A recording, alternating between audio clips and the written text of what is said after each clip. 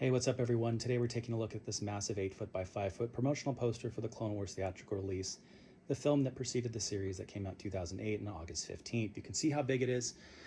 Up there in the corner is Jedi Apprentice Rising Force. It's both holding that corner down as well as providing a sense of contrast. Absolutely one of the bigger pieces of my collection, though by no means the biggest Star Wars promotional item out there. I've seen things as long as a football field, believe it or not. Now, when it comes to Clone Wars in the context of the expanded universe pre-2014, I, like many fans, have a very sort of complicated relationship with this series and with this content. As someone who collects and followed all things pre-2014 Star Wars, of course I consumed it. Did I always like it? No.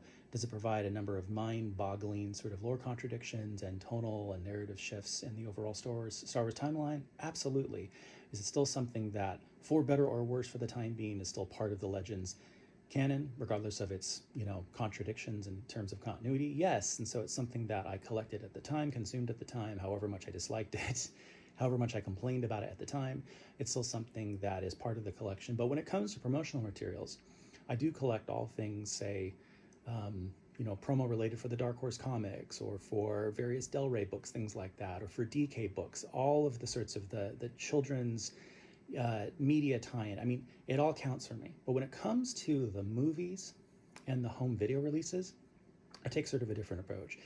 That's such an overlapping collector community with people who are primarily interested in collecting things related to TV shows and movies. I just don't go there. When it comes to, say, theatrical releases, I've got the main movie posters. I've got a couple of unique items like this, but I didn't really go out of my way to collect anything, like press kits from Lucasfilm about the theatrical release, things like that. Just not super interesting to me. Again, for me, it's about primarily the storyline, the content, and the things that promote the content.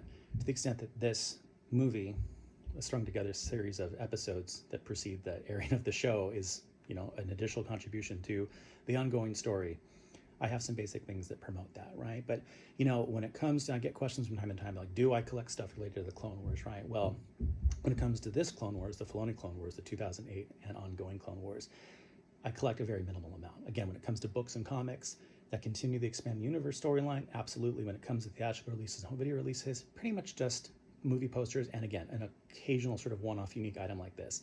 It's sort of hard to pass up. It's just, what a conversation starter. I mean, this is something that is really, truly massive, obviously impossible to frame, pretty difficult to display too. That's why it tends to sort of just be rolled up in a very, very long box. But here it is.